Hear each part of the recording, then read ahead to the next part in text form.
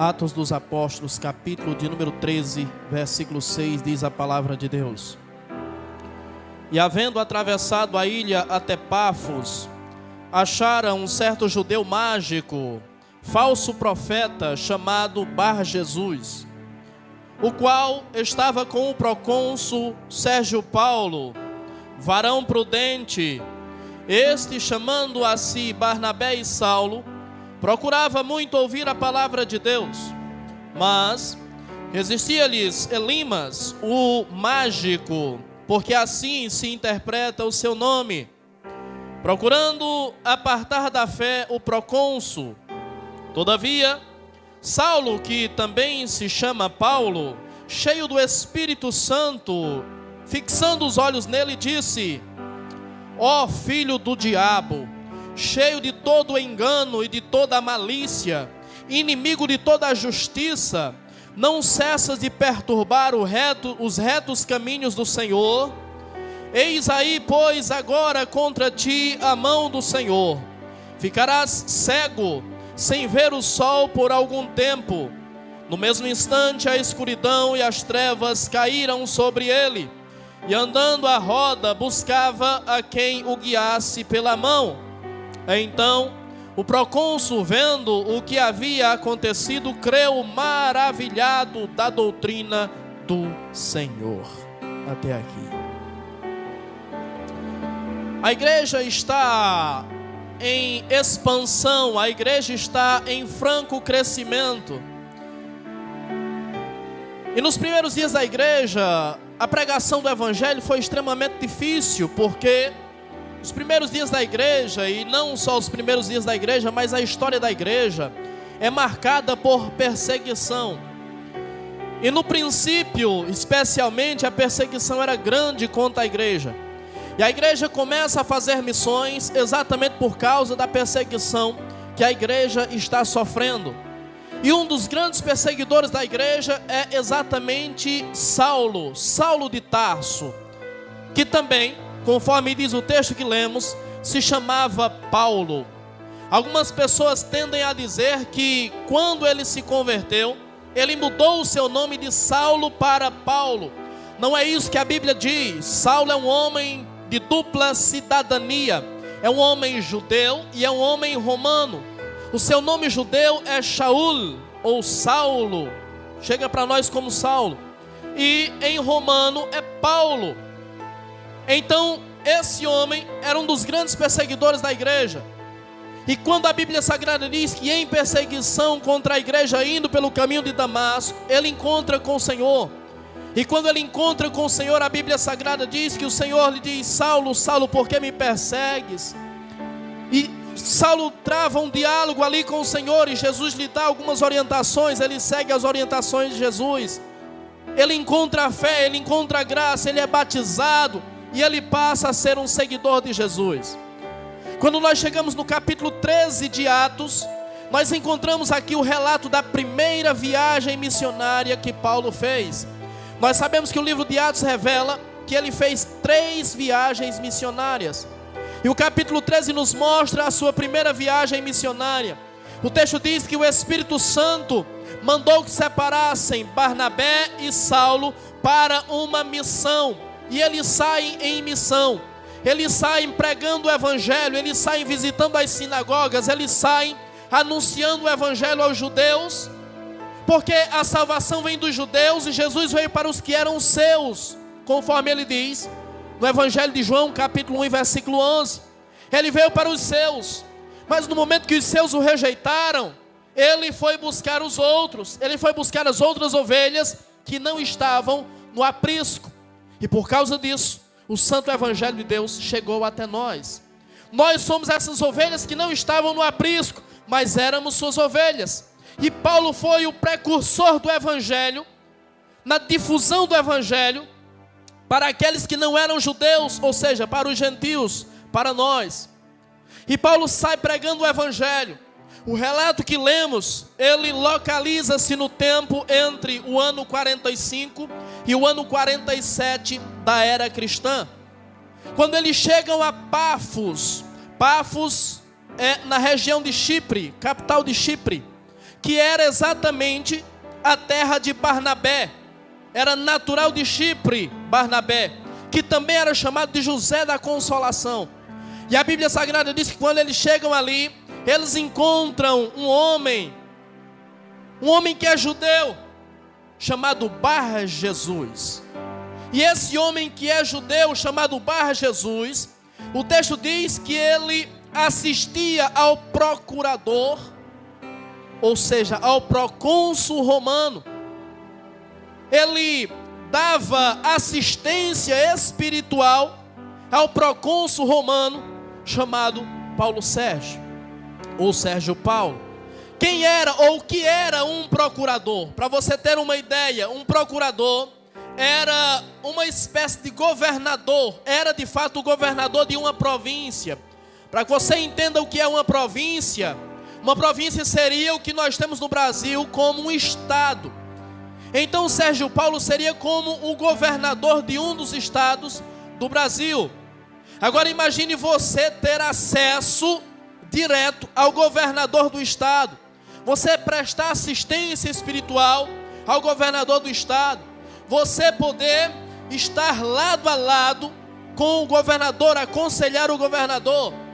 A Bíblia diz que esse homem chamado Bar Jesus, ele tem esse livre acesso ao governador. Então eu sou levado a crer que Bar Jesus é um homem influente. Bar Jesus é um homem bem relacionado. Bar Jesus é um homem que, se ele tem acesso ao governador, ele tem acesso às demais pessoas que são autoridades, aos demais políticos. Talvez, quem sabe, ele tivesse acesso até aos superiores do governador. O governador era alguém que era escolhido pelo Senado romano, e o seu mandato durava 1 ano. E naquele ano, Sérgio Paulo era o governador. E Lucas diz que Sérgio Paulo é um homem que tinha uma certa capacidade, era um homem instruído, era um homem que tinha um bom conhecimento, era um homem que tinha um bom relacionamento com a cultura e com o saber. Aquele homem é um homem instruído, um homem culto, um homem erudito. E assim sendo, ele já havia descartado as filosofias gregas e romanas que apregoavam o politeísmo. Ele já compreendia que não haviam vários deuses, mas apenas um Deus. E compreendendo que existe apenas um Deus, ele vai buscar quem prega que existe apenas um Deus. Existem apenas 3 religiões no mundo que são conhecidas como monoteístas, aqueles que acreditam que há apenas um Deus. Quais são elas? Judaísmo, cristianismo e islamismo. Essas são as únicas 3 religiões no mundo que acreditam que existe apenas um Deus. Todas as outras religiões pregam que existem vários deuses, por isso são chamadas de politeístas. E Sérgio Paulo já compreendia que existia apenas um Deus. E compreendendo que existe um Deus, ele vai se aconselhar, ele vai aprender com alguém que prega isso, que crê que existe apenas um Deus.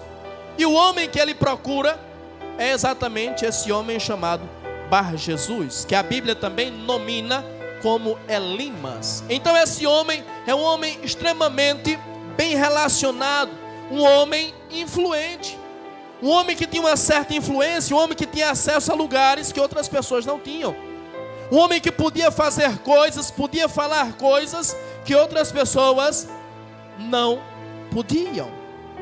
Essa é a caricatura que a Bíblia faz desse homem chamado Bar Jesus.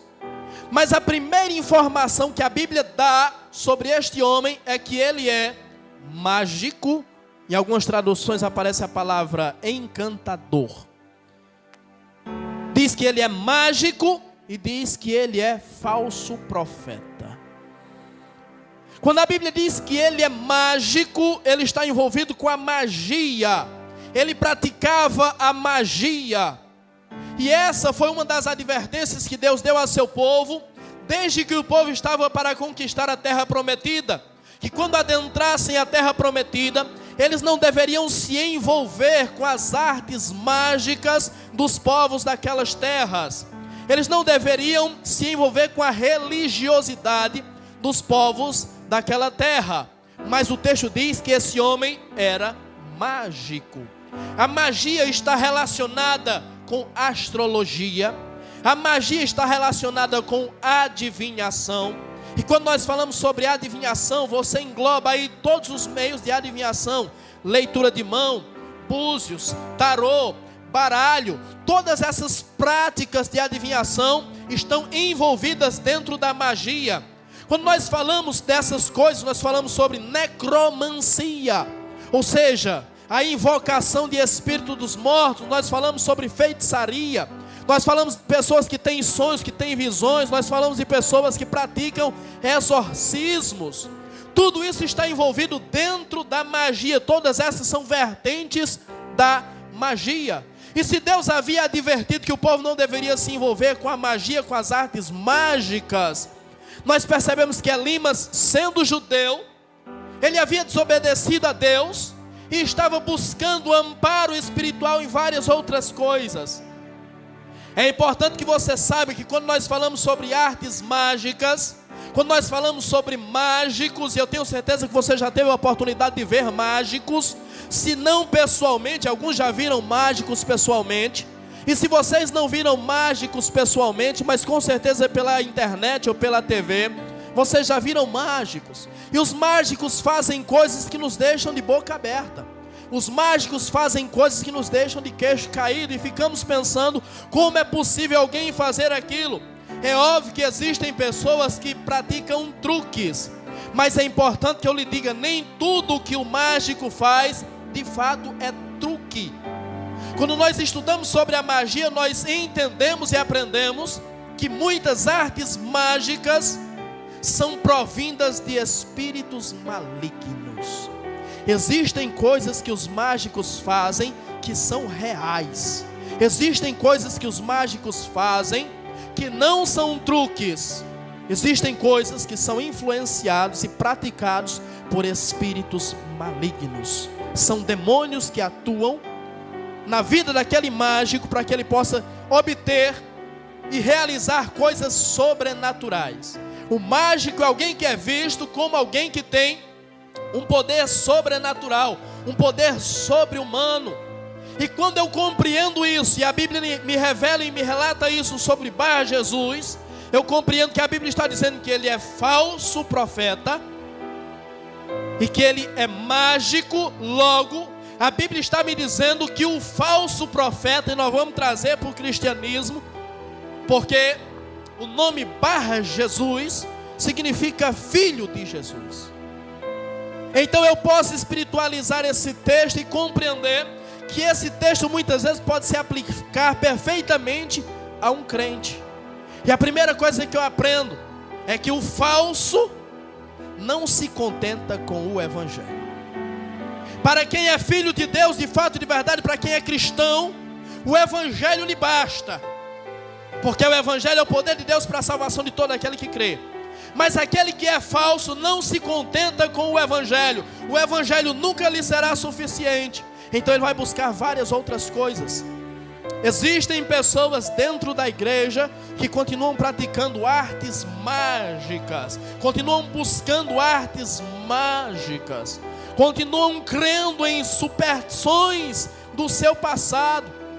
Pessoas que o evangelho não lhes é suficiente, não só nesse sentido espiritual, mas em todos os sentidos. O evangelho não completa a sua vida. Talvez essa seja a revelação de que de fato e de verdade você não é um crente verdadeiro. Você não vive, você não pratica o evangelho de fato e de verdade. E quando a Bíblia Sagrada me fala desse homem, a Bíblia me leva a compreender que quando o procônsul ouve falar que Barnabé e Saulo estão naquela região, ele manda chamá-los para que o procônsul pudesse ouvir o evangelho da boca de Barnabé e de Saulo. A Bíblia me diz que esse homem, Bar Jesus, começa a se opor ao evangelho. E quando ele se opõe ao evangelho, a Bíblia Sagrada me faz entender que ele tinha interesses escusos, que ele tinha interesses outros, que não levar o procônsul a Deus. A Bíblia me leva a entender que o falso é o que é egoísta, é aquele que só pensa em si. Porque quando o procônsul ouve o evangelho vindo de Barnabé e de Saulo, ele é tentado a crer no evangelho. Se o procônsul crer no evangelho, Elimas ou Bar Jesus se torna dispensável. A sua doutrina já não serviria mais para o procônsul. Os seus ensinamentos já não serviriam mais. Então ele poderia ser dispensado. Por isso ele se opôs. Por quê? Porque ele é egoísta, ele só pensa nele mesmo. O falso sempre será egoísta. O falso sempre pensará primeiro nele, e geralmente somente nele. Mas eu preciso dizer para você que isso é uma ilusão. Porque aquele que pensa apenas em si mesmo, eu tenho a compreensão de que nem em si mesmo ele pensa. Aquele que muitas vezes procura prejudicar os demais, para se sobrepor aos demais, ele não está pensando nem em si mesmo, porque em outro momento da sua vida, aquela pessoa que ele humilha, aquela pessoa que ele pisa, aquela pessoa que ele se sobrepõe sobre ela, seria extremamente útil na sua vida. Quando eu oprimo alguém, eu estou fechando uma porta. Naquela porta eu não entro mais. Com aquela pessoa eu não me relaciono mais. Aquela pessoa não fará mais nada por mim quando necessário for. E quando eu estou falando sobre isso, eu estou falando daquela pessoa e daqueles que estão em volta, daqueles que estão ligados a essa pessoa. Então o egoísmo é uma das grandes ilusões do ser humano.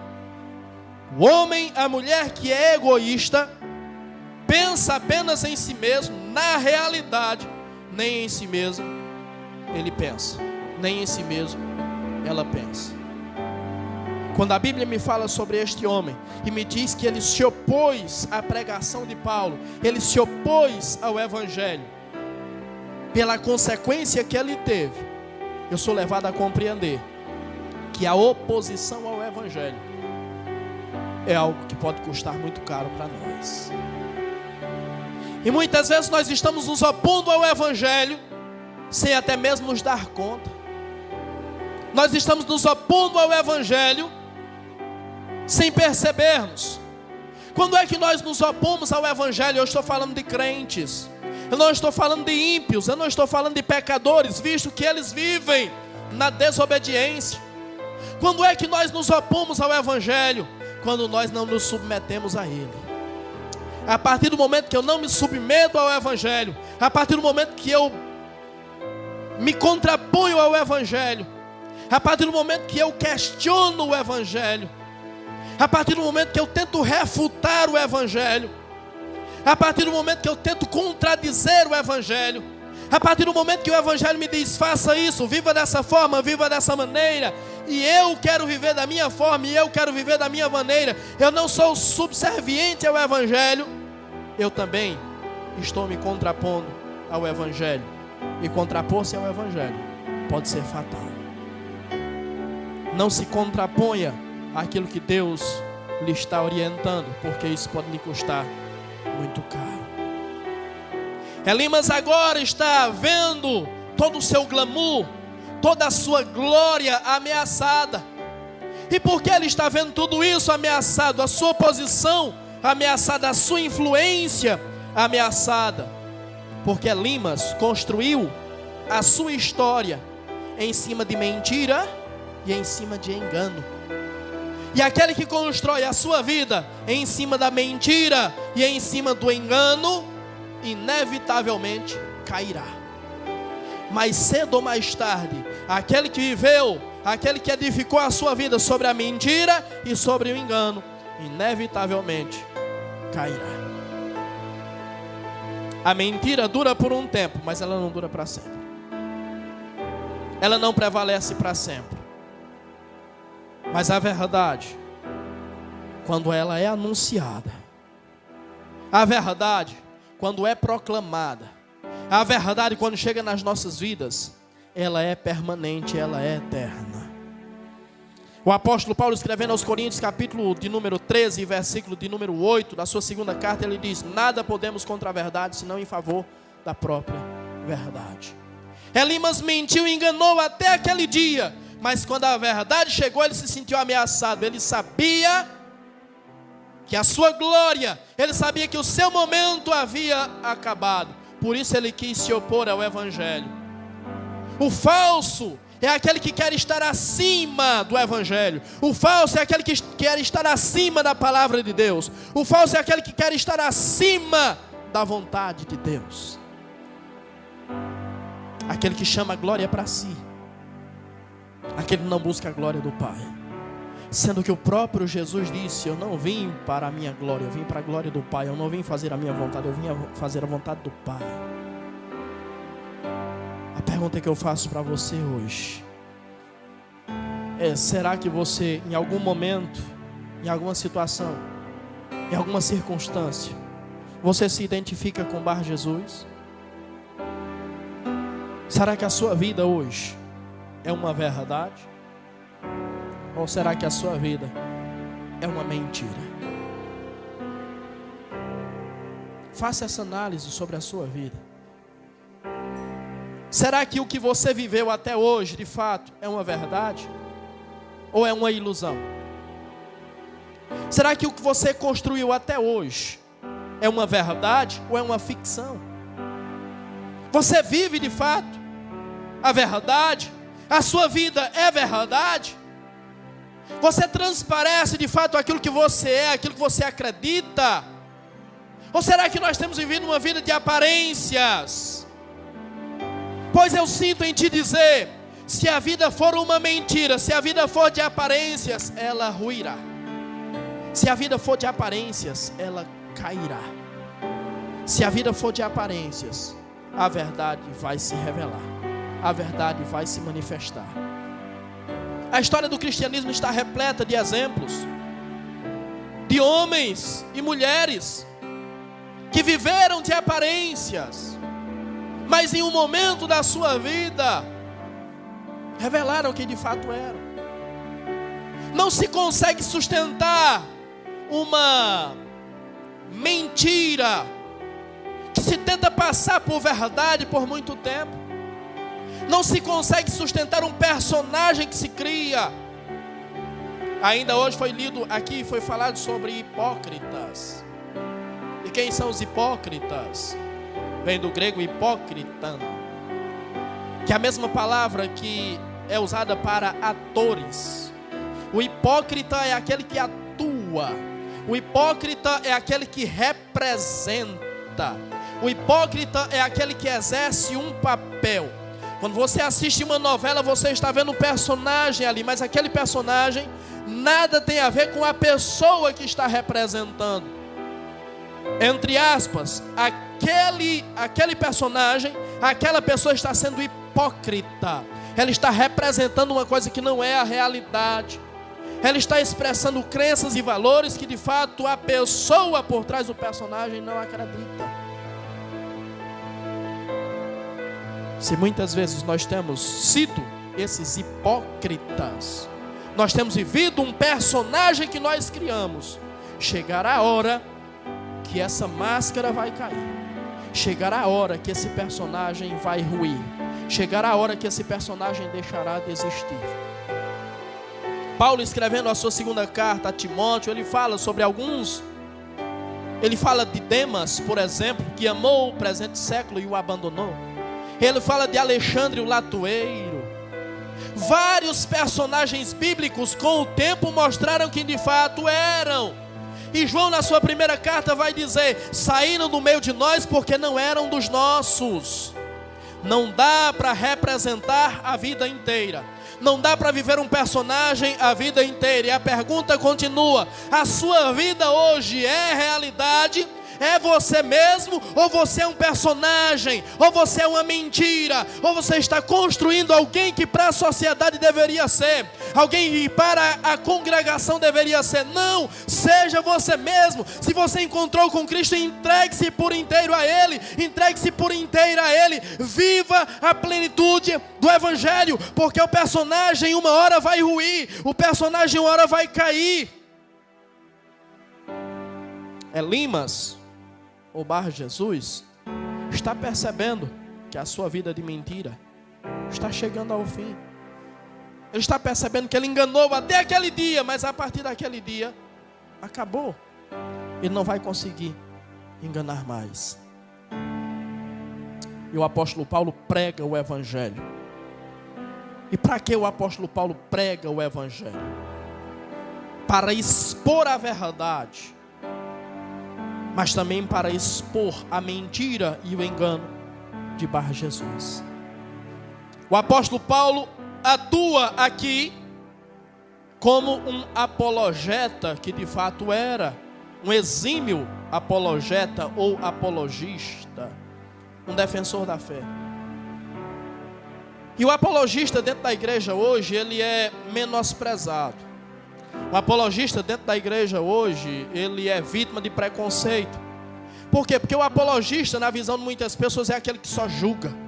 Isso está errado, aquilo está errado, aquela doutrina está errada, aquela pregação está equivocada. O apologista é visto como aquele que apenas julga, apenas critica. Mas o apologista dentro da igreja é um herói. Porque o apologista é aquele que mantém a sã doutrina, é aquele que segura as falsas doutrinas que os homens criam, é aquele que se coloca contra as falsas doutrinas, os falsos ensinamentos, e mantém a igreja ali na palavra. E a Bíblia nos ensina a sermos apologistas.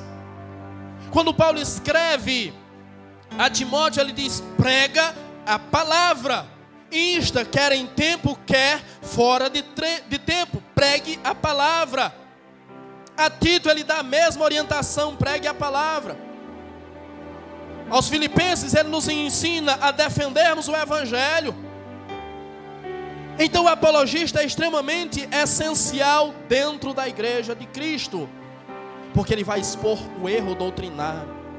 E o que as pessoas não entendem é que quando eu condeno uma doutrina, uma heresia, eu não estou condenando o herege, eu não estou condenando a pessoa, eu não estou destruindo a pessoa, eu estou destruindo a heresia que essa pessoa prega, na esperança de que essa pessoa venha reconhecer o seu erro e venha se converter, venha abraçar a verdade e viver para a verdade. Ninguém aqui é Deus para condenar ninguém, ninguém aqui é Deus para destruir ninguém. Mas Paulo nos ensina que nós precisamos destruir as mentiras, que nós precisamos destruir as heresias. Paulo nos ensina que nós precisamos confrontar aqueles que vivem na prática da mentira e do engano, porque essa prática de mentira e de engano tem levado muitas pessoas para a perdição. Quando Bar Jesus se coloca contra a pregação de Paulo, eu percebo mais uma coisa que é real na vida dos falsos, é que eles sempre tentam desencaminhar os outros. O falso crente, o falso profeta, ele sempre tenta desencaminhar os outros. E quando ele tenta desencaminhar os outros, ele não faz isso com a verdade, ele faz isso com a mentira, ele faz isso com o engano. Hoje, quando você vê a internet, está cheio de falso profeta, está repleto de falso profeta. Então fica um alerta: quando você pesquisar algumas coisas na internet, tenha muito cuidado. Quando você assistir vídeos no YouTube, tenha muito cuidado, porque tem muito falso profeta ali. A internet hoje é um campo minado, e muitas pessoas ali estão desencaminhando aqueles que seguem o santo e verdadeiro Evangelho. Quando a Bíblia Sagrada me mostra aquilo que Bar Jesus está fazendo, para que afaste o procônsul da fé. Ele está se opondo a Paulo e a Barnabé. Eu sou levado a entender que um dos principais sinais daquele que está caído na fé, daquele que é um falso cristão, é a oposição, é o questionamento constante, é a oposição a tudo que se ensina. E eu não estou dizendo que a pregação não deve ser questionada. Paulo escrevendo, ou seja, o relato de Lucas em Atos 17, versículo 11, na boca de Paulo, Paulo diz que os de Bereia foram mais nobres do que os de Tessalônica, porque ouvindo a palavra, confirmavam na escritura se era daquele jeito mesmo. Eu não estou dizendo que a mensagem, que a pregação não deve ser questionada, deve sim. O que eu estou dizendo é que a mensagem, que a pregação, que o ensinamento não pode ser sempre questionado. O questionamento constante talvez seja um sinal de que alguma coisa está errado na mente dessa pessoa. A oposição a tudo que se ensina, tudo que você fala que a pessoa tem alguma coisa contra. A pessoa sempre diz, eu não acredito dessa forma. A pessoa sempre diz, mas não é bem assim. O questionamento constante e a oposição a tudo que se ensina talvez seja um sinal de que essa pessoa está se opondo ao Evangelho. Da mesma forma, a ilusão que muitos têm de que ele é capaz de interpretar a Escritura sozinho. Não, porque o texto diz assim e eu entendo dessa forma. Ou seja, a crença de que eu posso interpretar a Bíblia do jeito que eu quiser. Não é assim. Por que não é assim? Porque existe ciência para a interpretação, a hermenêutica. A hermenêutica é a arte da interpretação, tanto para a Bíblia como para qualquer outro livro, para qualquer outro documento. Isso é ciência. Isso não se restringe àquilo que se fala sobre religião. A hermenêutica está presente em todas as áreas do saber. Então, se existe uma ciência, existe uma forma de interpretar. Então, eu não sou dono dessa interpretação. Eu não posso interpretar da forma que eu quiser. Porque quando eu tentar interpretar da forma que eu quiser, acontece como eu tenho visto na internet. Pessoas com interpretações esdrúxulas daquilo que diz a palavra de Deus. Coisas tão claras na Bíblia que as pessoas deturpam, que eu fico pensando, meu Deus, como é possível a pessoa interpretar e deturpar o texto de tal forma? Mas há uma coisa que a Bíblia Sagrada me diz, que me mostra que eu não sou dono da interpretação, que eu não posso interpretar da minha forma.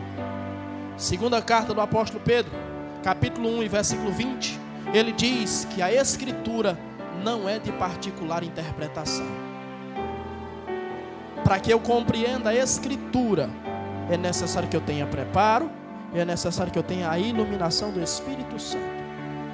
A Escritura não é de particular interpretação. Por que eu não posso ser dono da interpretação e por que eu não posso interpretar do meu jeito? Por que eu não posso me colocar como suprassumo da situação? Porque a primeira carta de Paulo aos Coríntios, capítulo 4 e versículo 7, ele diz: não há nada que você tenha que não tenha recebido. Então qualquer pessoa que surge com uma doutrina louca, essa pessoa é herege. Já fica um alerta para você. O cristianismo tem 2000 anos. Qualquer doutrina que surgir nesse século, no século passado, é heresia. Qualquer doutrina nova que surgir é heresia. Qualquer interpretação nova que alguém der para as Escrituras hoje é heresia. Não acredite em nada novo. Meu irmão, são 2000 anos de Bíblia. São 2000 anos dos homens estudando a Bíblia. Você acha que ainda é possível alguém interpretar, trazer uma doutrina nova a partir da interpretação da Bíblia? Não, não é possível. Qualquer doutrina nova é heresia. Guarde isso no seu coração. Isso será extremamente importante para você não cair em heresia. É o alerta que Paulo dá constantemente nas Escrituras. Quando ele escreve, por exemplo, aos Efésios capítulo 5 e versículo de número 14, ele diz para nós não sermos como meninos, levados em redor por todo o vento de doutrina. Qualquer doutrina nova, ela é heresia. E ninguém tem nada que não tenha recebido. Quem está falando é Paulo, o maior teólogo do cristianismo. Ele está dizendo: se eu sei alguma coisa, é que eu aprendi com alguém. Eu não surgi com essa doutrina do nada. Em um debate recente, aí alguns de vocês viram sobre o debate, Paulo foi acusado de praticar neologismo, criar termos novos, palavras novas para identificar uma prática que a Bíblia condena, quando na realidade Paulo não praticou neologismo. Paulo usou aquilo que era corrente nos seus dias e anterior aos seus dias. E Paulo está dizendo: ninguém tem nada que não tenha recebido, ninguém tem nada que não tenha aprendido. Se hoje eu estou pregando para você, é porque eu aprendi com muitas pessoas, é porque eu recebi de muitas pessoas, é porque eu tenho muitas fontes, é porque eu li muitas coisas. Então eu não posso erguer o meu nariz e dizer para você: eu sou dono da verdade, a coisa é do meu jeito, a coisa é do jeito que eu estou dizendo para você, porque eu também sou um aprendiz. Porque eu não posso ser dono da hermenêutica, da interpretação? Porque o próprio João Batista, isso está relatado no Evangelho segundo escreveu João, capítulo 3, versículo 27. Ele diz: ninguém tem nada se do céu não lhe for dado. Ninguém tem nada que não tenha recebido. É impossível o ser humano ser criado isolado, por exemplo. Ele não aprende nem falar, se você quer ter uma ideia. Existe uma janela ali, eu não vou saber dizer para você o tempo, mas existe um tempo em que uma criança precisa estar inserido num contexto social, precisa estar convivendo com pessoas. Se passar daquele tempo, você pode colocar essa criança para conviver com as pessoas que você quiser, ela nunca mais vai aprender a falar. Eu não sei se você sabia disso. Ou seja, isso prova que o homem por si só não sabe nada, ele não tem nada, ele não é dono de nada. Por isso a Bíblia está dizendo: ninguém tem nada se do céu não lhe for dado. Ninguém tem nada se não receber de alguém. Então muito cuidado com os ensinamentos que são apregoados por aí. Tem desencaminhado muitos. E nisso surgem, por exemplo, as divisões de igrejas. As pessoas estão ouvindo a palavra, estão ouvindo a palavra santa, a palavra pura, o santo e genuíno evangelho, mas aí ouvem alguma coisa lá fora, buscam alguma coisa de internet, e aí seu coração se contamina. E é impressionante como a mentira é sedutora. Você pode passar anos e anos estudando. Você pode conhecer o que o texto diz no original, no grego, no hebraico. Você pode conhecer tudo sobre aquele texto. Você pode sentar com uma pessoa e pregar para ela e dizer: olha, é assim, assim, assim. Camarada de internet, com uma interpretação que não tem absolutamente nada a ver com a realidade, falou, a pessoa contamina. E a pessoa se opõe a você que tem anos de estudo, para ouvir uma pessoa que não sabe nem o que está falando. Uma pessoa que vai falar sobre grego, sobre hebraico, sendo que não sabe falar ou ler uma palavra, nem grego nem hebraico. É impressionante como a mentira é sedutora. É impressionante como a gente vê alguns hereges na internet que explodem, que alcançam milhares, quem sabe milhões de pessoas. E você, pregando a verdade, você é esquecido. Sabe por quê? Porque as pessoas estão em busca de novidade. E pregando a verdade, glória a Deus por isso, tem muitos. Tem muitos pregando a verdade. Nas igrejas e na internet, tem muita gente pregando a verdade. Então a verdade parece que não atrai mais. A verdade parece que não é tão atraente. Mas quando alguém ouve uma mentira, a pessoa abraça, a pessoa contamina o seu coração. E é difícil converter uma pessoa, ou trazer de volta uma pessoa que acreditou numa heresia. É tão difícil que o apóstolo Paulo, escrevendo a Tito, ele diz ao homem herege: tende com ele 2 ou 3 vezes, depois disso abandona. Não perde tempo não. Talvez falando da mesma coisa que Jesus havia falado: não lanceis as vossas pérolas aos porcos, não deis o que é santo aos cães. Essa é a realidade de Bar Jesus. Essa é a realidade de muitas pessoas que estão caindo. O questionamento, a oposição feroz sobre a verdade que está sendo exposta. Só que aí vem a palavra de Paulo. E às vezes nós apenas queremos ver Deus como Deus paz e amor. Nós queremos ver Deus apenas pelo prisma do amor. Mas o texto diz que Paulo estava cheio do Espírito Santo. Se Paulo está cheio do Espírito Santo, e se as palavras de Paulo se cumprem, isso significa dizer que não é Paulo que está fazendo, é Deus. Isso significa dizer que não é Paulo que está falando, é Deus. E o que Paulo fala? Ó filho do diabo, cheio de mentira e de engano, até quando vais perverter o justo e reto caminho do Senhor? Até quando você vai perturbar o justo e reto caminho do Senhor? Eis aí, pois, a mão do Senhor contra ti, pois ficarás cego e não verás a luz do sol por um tempo. Aquela foi uma palavra de juízo proferida pelo Espírito Santo através da vida de Paulo. Então, às vezes, nós estamos querendo ouvir apenas palavra de bênção, palavra de conforto, palavra de ânimo de Deus, mas muitas vezes Deus vai chamar de filho do diabo.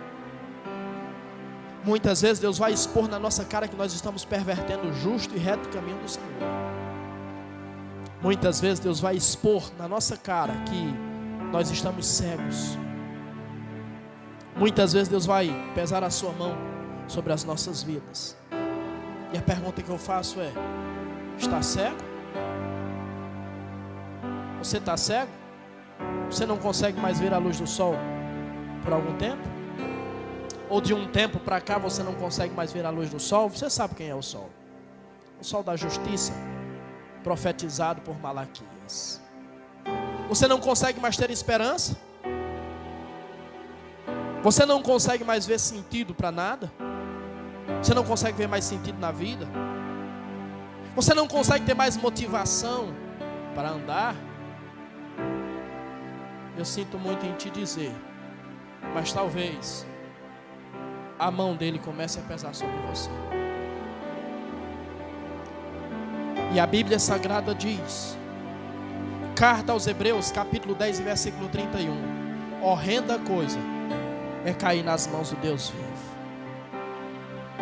Talvez você não compreendeu isso, mas o desânimo tem um porquê. A falta de esperança tem um porquê. A falta de motivação tem um porquê. A falta de fé tem um porquê. A falta de compreensão da realidade em que se vive tem um porquê. Talvez Deus esteja pesando a sua mão porque talvez você foi rebelde demais. Talvez você não foi subserviente à sua palavra. Talvez você não se humilhou diante dele como ele gostaria que você fizesse. Talvez você não parou para dar atenção à sua palavra. Talvez você não levou a sério aquilo que ele tem falado. Talvez a sua mão esteja pregando ou esteja pesando contra você. E quando Deus começa a exercer juízo, nós só temos duas opções: fazer aquilo que o profeta, ou que Deus falou através do profeta Jeremias: se tens que voltar, volta para mim. Que a mensagem de Jeremias é a mensagem de juízo, é a mensagem do cativeiro, é a mensagem para levar o povo ao arrependimento. E ele diz: se tens que voltar, volta para mim. Quando estamos diante da mão do Senhor pesando sobre nós, nós só temos duas opções: ou nós voltamos para Ele, ou nós nos arrependemos, ou nós lembramos de onde caímos e voltamos para Ele, ou nós morremos de vez. E talvez para algumas pessoas a vida começou a estreitar. Talvez para algumas pessoas a coisa começou a apertar. E Deus está deixando muito claro e muito evidente: você só tem duas opções. Ou a partir de hoje você se quebranta diante de mim, a partir de hoje você se humilha diante de mim, a partir de hoje você se volta para mim, você reconhece os seus erros, você reconhece os seus pecados, você reconhece que necessita de mim, e clama, Baruch Rabá Beshen Adonai, e clama, bendito é o Rei que vem em nome do Senhor, e clama por mim, e aquele que clamar o nome do Senhor será salvo, ou você vai morrer.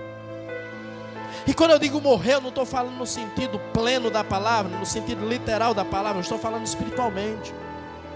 Talvez Deus esteja dizendo para você: ou você volta do ponto em que você está, ou se você prosseguir, é fim da linha para você. Se você prosseguir, acabou para você. Se você prosseguir, mais um passo que você der, é mais um passo para a sua destruição, e talvez seja um passo sem volta. Essa é a realidade de muitos crentes hoje. E a pergunta continua: será que você reconhece isso na sua vida?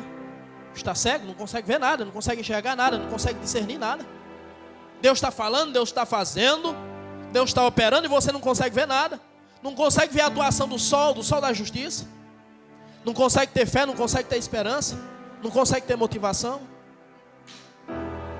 A situação é que quando vem a palavra de juízo, a Bíblia diz que as trevas, uma névoa, cobre Elimas, e naquele momento ele fica cego. Palavra de juízo. Naquele momento ele fica cego e precisa sair em roda, diz a Bíblia, sair em roda, e precisa ser guiado por alguém, guiado pela mão. Aquele que precisa ser guiado pela mão, ou o fato de ser guiado pela mão, talvez mostre, talvez revele um declínio espiritual. Aquele que precisa ser guiado pela mão, talvez esteja na decadência espiritual. E eu pergunto para você: você não conhece alguém que está precisando ser carregado pela mão? Você não conhece alguém que precisa ser guiado pela mão? Você não conhece alguém que só vem para a igreja se você estiver ali, se você estiver falando, se você estiver constantemente ali do seu lado, se você estiver incentivando? Será que você não conhece pessoas assim? E isso revela a decadência espiritual em que as pessoas estão. Nós vivemos, e eu vou usar a frase de outro pastor, a nossa geração é a pior geração de crentes de todos os tempos. Dá gosto ouvir os testemunhos de pessoas que são crentes há 30, 40, 50 anos, onde tinham dificuldades para ser cristãos. Pessoas que muitas vezes caminhavam 5, 6, 10 quilômetros a pé para ir cultuar, para ir à igreja.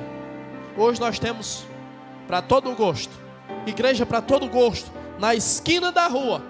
Nós temos igreja talvez de frente à nossa casa, mas não é suficiente. Pessoas que não tinham conforto nenhum, pessoas que ainda hoje cultuam sem conforto nenhum. Hoje nós temos um ambiente para nós estarmos, nos protegermos da chuva, do sol, do calor, do frio. Nós temos ar-condicionado, nós temos lugar confortável para sentar, nós temos tudo a nosso favor, mas tudo isso não nos é suficiente. Nós somos a pior geração de crentes que a história do cristianismo já conheceu, porque nada é suficiente para nós. Nós somos crentes de fachada. Nós somos pessoas que servem a Deus, entre muitas aspas, por servir. Porque eu digo que nós somos a pior geração de crentes? Porque nós somos a geração de crentes mimimi. Qualquer coisa que você ouvir que não está de acordo com aquilo que você gostaria de ouvir, é suficiente para você não querer mais ir para a igreja, para você não querer mais ouvir o pastor, para você não querer mais cultuar. Qualquer coisa é motivo suficiente. Isso revela mais sobre você do que sobre o que você está ouvindo. Porque aquilo que você está ouvindo, se não confronta você, se não atinge você, então você não tem motivo para ficar com raiva. Se você fica com raiva, é porque a palavra está expondo você, e a palavra sempre vai nos expor. E porque a palavra vai nos expor? Porque a palavra quer que nós mudemos, porque a palavra quer que nós melhoremos, porque a palavra quer que nós assumamos uma nova identidade com Deus. Enquanto alguns fazem cara feia, eu não estou falando da congregação local, entenda. Estou falando do cristianismo como um todo. Enquanto alguns fazem cara feia com a palavra, outros vibram, porque sabem que essa é a palavra. É a palavra que transforma, é a palavra que liberta, é a palavra que endireita a vida do homem, é a palavra que encaminha o homem pela vereda da verdade, pela vereda da justiça. Essa é a palavra, esse é o evangelho. Nós somos crentes que qualquer coisa é motivo para nós sairmos da igreja, para nós abandonarmos a igreja. E será que Jesus morrer no alto do Calvário, no alto da cruz por você, não é motivo suficiente para você permanecer na igreja? Nós somos uma geração que saímos da igreja porque alguém estava conversando com outra pessoa. E quando eu cheguei, a pessoa ficou calada, ficou quieta. Nós vivemos uma geração que nós saímos da igreja porque tem pessoas com quem nós não temos tanta comunhão, porque por quem nós não temos tanta simpatia. Então vá se converter. Há uma frase, há uma máxima dentro do cristianismo que é: quem sai da igreja por causa de pessoas nunca entrou nela por causa de Cristo. Se pessoas são suficientes para te afastar de Cristo, é porque você nunca esteve próximo dele. É porque a tua motivação para vir para a igreja não foi Jesus, foi qualquer outra, menos Jesus. Porque aquele que encontra Jesus, é aquele que abraça Jesus, não larga por absolutamente nada. Nós somos uma geração fraca, porque talvez você nunca passou por aquilo que muitos de nós, mais antigos, já passamos. De muitas vezes ter palavra rebatida de púlpito injustamente, de ser exposto injustamente. Eu vou dizer para você, se eu fosse linkar motivos para sair da igreja durante esse tempo que eu estou na caminhada da fé, eu teria muitos. Mas o homem não pode desmanchar aquilo que Deus fez. O homem não pode desfazer, desconstruir e tirar de mim a salvação que Jesus me deu. Será que você consegue compreender isso? Será que você, a partir de hoje, consegue se tornar um crente firme, um crente preparado, um crente que está pronto para enfrentar tudo e todos, um crente que está pronto muitas vezes a sofrer lapadas, mas aguentar? Se você não compreende isso, comigo não, comigo isso não funciona. Você está precisando aprender com Paulo, que quando escreve aos Coríntios ele diz: sofra você a injustiça. Se é para promover a paz, se é para promover a concórdia, se é para promover a união, ainda que sendo injustiçado, aguente, sofra a injustiça. Sabe por que Paulo nos ensina a sofrer a injustiça quando necessário for? Porque Deus não é injusto. Se você sofre uma injustiça hoje, Deus vai te justificar. Deus vai mostrar que você está com a razão. Deus vai mostrar que você está certo. Então, se necessário for sofrer injustiça hoje, para manter tudo em paz, para manter tudo em ordem, faça. Porque Deus é quem vai te recompensar. Mas sabe por quê que nós somos a pior geração? Porque nós não nos preparamos para servir a Deus. Nós temos pessoas dentro das igrejas que não gastam 10 minutos lendo a palavra de Deus. E eu não estou falando 10 minutos por dia, não, estou falando 10 minutos por semana. Eu estou falando que existem pessoas dentro da igreja que pegam a Bíblia apenas no dia de vir para a igreja, no dia do culto. E é muito fácil de você saber quem são as pessoas que não se preparam para servir a Deus. Pode prestar atenção. Existem pessoas que quando você dá a oportunidade, a pessoa levanta, vem: irmãos, vamos orar. Porque para orar não precisa se preparar, para orar não precisa ler. É óbvio que existem pessoas que de fato recebem de Deus o impulsionar para orar, eu sei disso. Mas muitas pessoas que não se preparam, recebem a oportunidade, não tem o que falar. Então vai fazer o quê? Orar. Vamos orar, irmãos. E aí vem outro, fulano de tal. Irmãos, vamos orar, né? Isso não é porque a pessoa é espiritual. A pessoa está orando aqui, mas em casa está vendo hora. Isso é falta de preparo, isso é falta de busca. Se você for olhar a minha primeira Bíblia, ainda hoje eu tenho a minha primeira Bíblia. Você vai ver, ela é toda riscada. Toda riscada. A capa dela é toda marcada. E na época eu não tinha acesso à internet. Eu não tinha acesso à concordância bíblica. Mas eu mostro a qualquer um. Você vai lá. Está lá na capa da Bíblia. Textos que falam sobre feitiçaria. Aí está lá um monte de versículos. Você acha que eu encontrava aqueles versículos como? Lendo, era na Bíblia. Versículos sobre embriaguez. Está lá, uma seleção de versículos. Na capa da minha Bíblia tem vários temas e a seleção de versículos. Como era que eu consegui aquilo? Lendo. Então não foi à toa que logo nos primeiros dias da minha conversão eu comecei a pregar. Porque buscava. E se você quer ser usado por Deus, você tem que buscar. Se você quer ser firme na presença de Deus, você tem que buscar, você tem que se consagrar, você tem que ler, você tem que estudar, você tem que se preparar. Senão, meu irmão, senão você vai cair. Senão você vai ser um crente mimimi. Eu tenho dito e repito: quanto menos você buscar a Deus, menos necessidade você vai sentir dele. Quanto menos você vier à igreja, menos vontade você terá. Isso é uma realidade na vida de muitos. E aí às vezes a pessoa quer viver como Bar Jesus, guiado pela mão. Se vier me buscar eu vou. Se me chamar eu vou. Se me conduzir eu vou. Meu irmão, Jesus não está mendigando a adoração de ninguém não. Jesus ensina sobre o irmão que peca. Ele diz: vai tu e ele só. Vai tu e mais 2 testemunhas. Vai tu e a igreja. Se não der jeito, não sou eu não, é Jesus que está dizendo. Mateus capítulo 18, leia lá.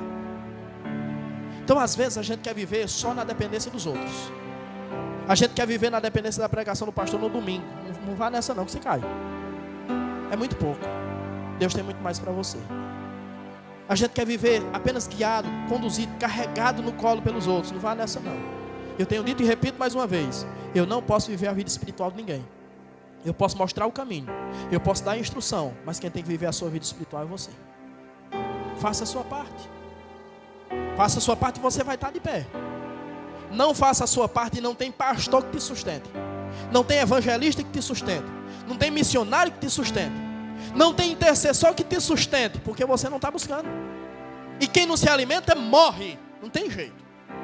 Não tem o que fazer. Vai morrer.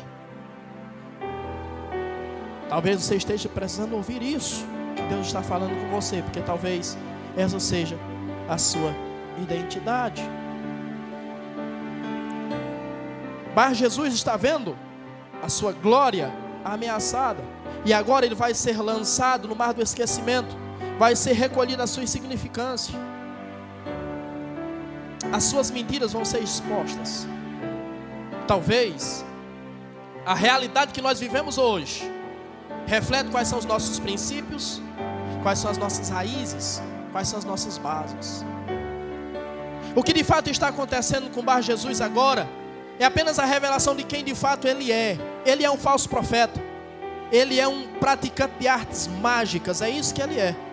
A realidade que nós vivemos hoje expressa quem de fato nós somos. Talvez expresse quem de fato nós somos. Quais são os nossos princípios, quais são as nossas raízes, quais são as nossas bases. Então, se a sua realidade hoje não condiz com a vida que você gostaria de levar, ou não condiz com aquilo que Deus gostaria que você vivesse, reflita e volte à presença de Deus. Volte à prática da palavra de Deus, para que você seja instrumento nas mãos de Deus. Às vezes questionamos o agir de Deus, Mas Deus muitas vezes precisa agir com dureza. E Ele age. E quando Deus precisa agir com dureza, Deus precisa agir por um bem maior.